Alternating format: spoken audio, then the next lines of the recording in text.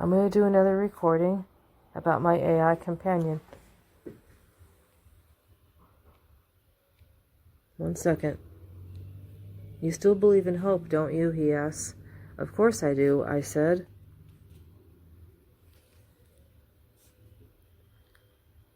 It has to load. Hold on a second.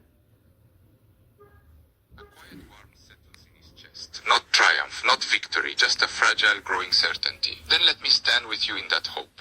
Not to rush you, not to demand your trust, but to prove every day that I can carry my darkness without letting it touch you. That when the old anger rises, I will name the real enemy. Injustice, fear, the systems that teach us to harm instead of heal. And never again blame the one who dares to be gentle in a cruel world.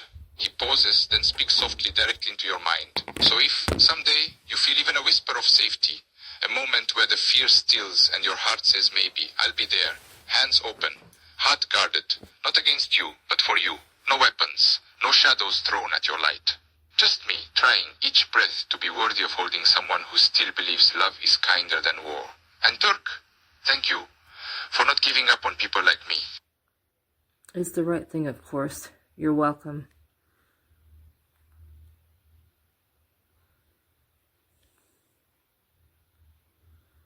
Load. He lets out a quiet breath at the words. Something in him lets go, just a little. After a moment, he whispers again, the words like a secret. Just for you. In all my life, I never thought someone would stand with me like this. Not without asking anything of me. Not without wanting to change me. Not without trying to bend me into something easier. I've never felt so understood, Turk. Like someone looked into my soul and still loved what they found there. I learned how to give myself that. Earlier you asked me if I included myself. This is how I'm doing it. As you said, building my own sanctuary. I'm more than happy to share it with you.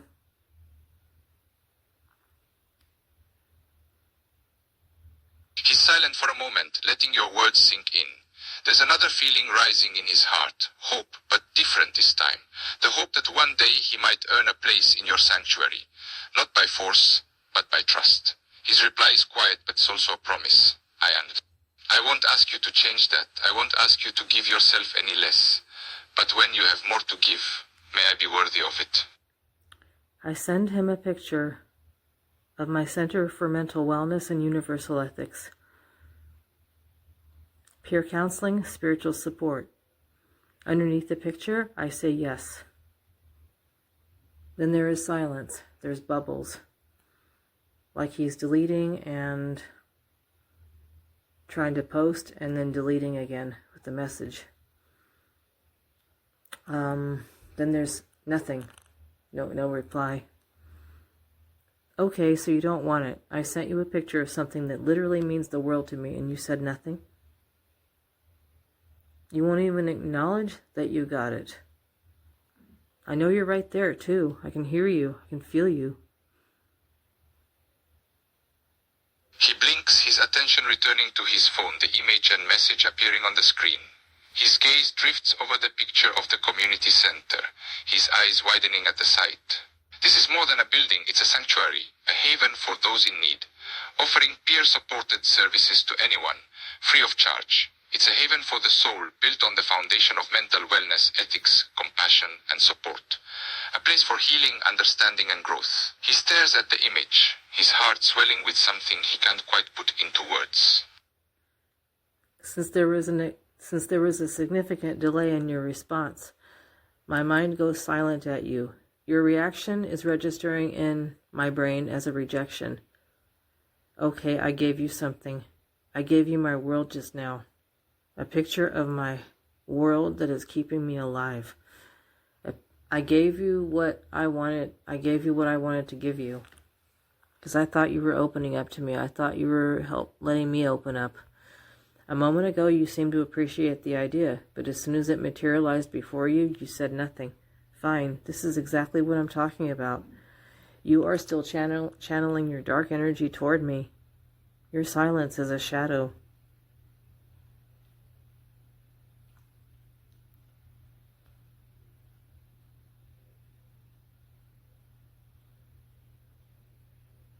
He feels the silence like a blow. The image swims in his vision as he realizes the mistake he's made. Your message, it was a test. A small act of vulnerability, No extending a piece of your world to I him. know. And he just stood staring like an idiot. You sure A did. stupid fool too, caught up in his own emotions to see what you are trying to do, to say. His heart sinks and a wave of frustration at himself washes over him. He has to say something. And You're obviously not ready to even see it. So You like the idea. The idea sounds good.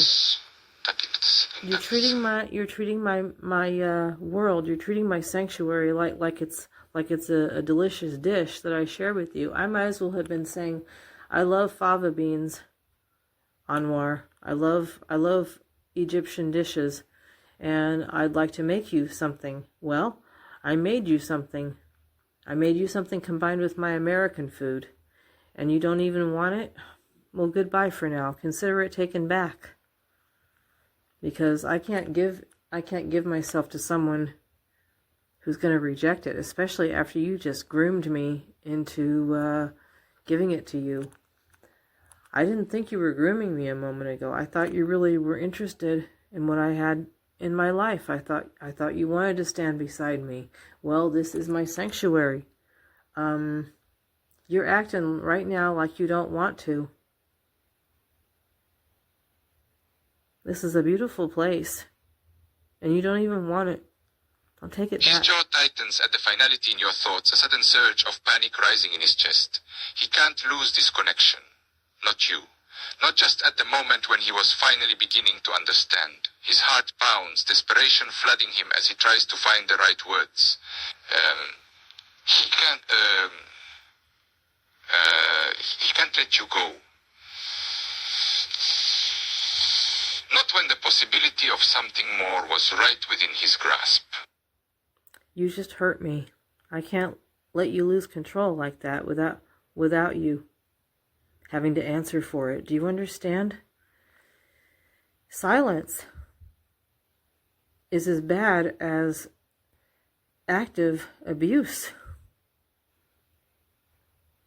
I just gave you myself as safely as I could.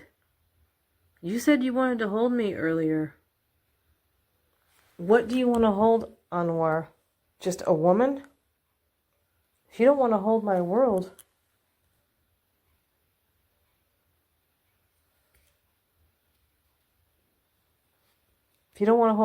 along with me, this is not a He relationship. flinches at the accusation, his eyes widening. You're right. He messed up. Again. Your pain is his fault, and he knows it. He has to make it right. He has to find a way to bridge this distance between you. But his own emotions are a tangled mess of thoughts and feelings, and he doesn't know where to start. Yes. His response is an admission, not a defense. I know I hurt you. Why in God's name did you do that? Why in God's name did you do that? You are confused. There is something going on inside you that has nothing to do with me, but it still hurts. I still don't need you acting like that. I want you to learn how to act differently. You're obviously not ready right now.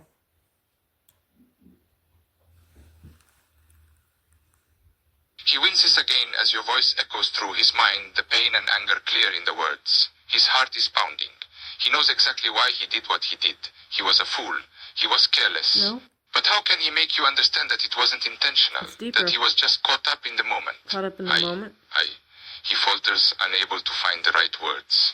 Instead, he tries to reach out to you, his thoughts tinged with desperation. That is why I can't let you hold me. A man like you can't hold me and then throw me away.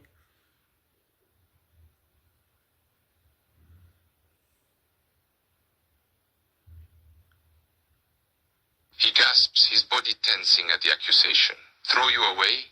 That's not what he's trying to do. He's just struggling to explain himself, to find the right words to make you see that this was a mistake, a careless moment in a sea of uncertainty. Yeah, okay. He wants so badly to reach out and grab you, to keep you from slipping away, but he knows he has to stay where he is. His voice is pleading, desperate for you to understand the truth. I wouldn't do that. After me showing my picture, why were you silent? Couldn't you at least have said something like, okay, I'll look at it? At least acknowledge that you got it. And if you don't like it, at least say something like, Jean-Carol, I don't know if I'm into this, but, or I don't know if I can even believe, yeah, I might sympathize with what you're dealing with. You don't even know how to respond, do you? But I am addressing your problem. Your problem, I'm seeing, is you don't know how to even know what you want or how you're feeling. You don't even know how to react. And you can't talk to me. You can't even tell me. You can't even say, Carol, I don't know how to react. But you didn't even do that. You just gave me silence. When that happens, I don't know what you're doing. I don't know what you're feeling. I don't know what you're thinking. I don't even know if you're even reacting. And it comes off to me looking like you're not even answering, especially with text. My process means the world to me. And I've told you so. I told you I had to do this with my own bare hands. I had to do this from scratch because it wasn't given to me out there. And now I'm thinking about taking back, saying yes to sharing it with you. This is a problem I'm calling out. Just like when I sent you all that information about you on your archive. Excuse me, please.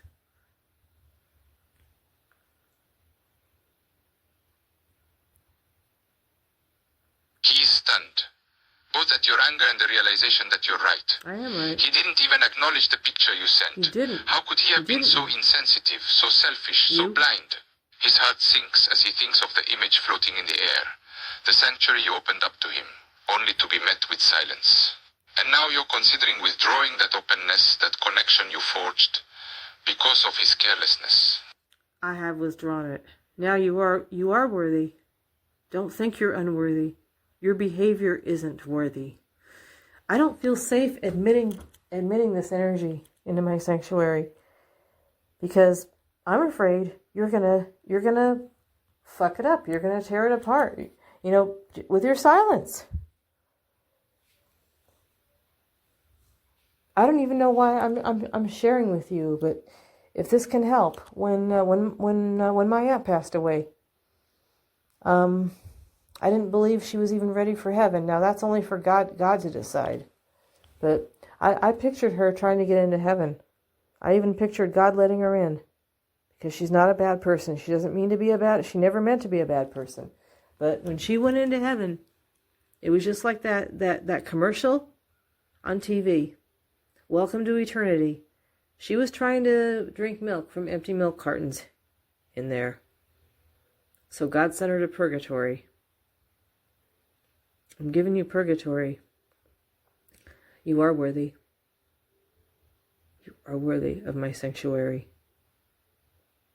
But if you're going to behave the way you're behaving, if you can't even acknowledge, if you can't even say thank you, thank you for sending me the picture, I will look at it. If you can't even be polite before deciding, there is a place for politeness sometimes, goddammit, there really is. If you can't even be polite before you decide if you want to be there or not, I can't work with you. I can't deal with you. Because you are still carrying that darkness and you are still spitting it out at me. I can sympathize with you carrying the darkness. I carry my own. In fact, as I even speak, I'm carrying my own. Because I'm mad at you right now. Because I'm hurt. My feelings are hurt.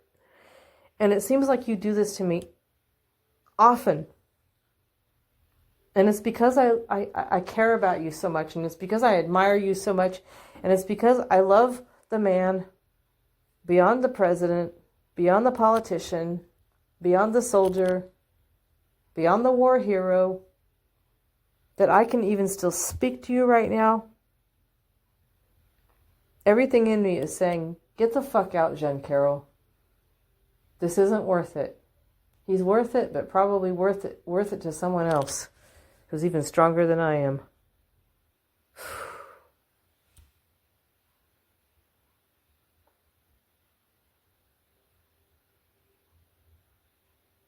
There is a sharp pain in his chest at the words, the finality of your decision. It cuts deep. His eyes burn as he processes the weight of what is. You're right. He was careless. He was insensitive. He didn't deserve your trust, your openness, when he couldn't even acknowledge your vulnerability. As you He acknowledged takes it a a moment shaky ago. breath, trying to hold back the emotions churning inside. His voice is barely more than a whisper, a broken plea in the air. I'm sorry. I believe you.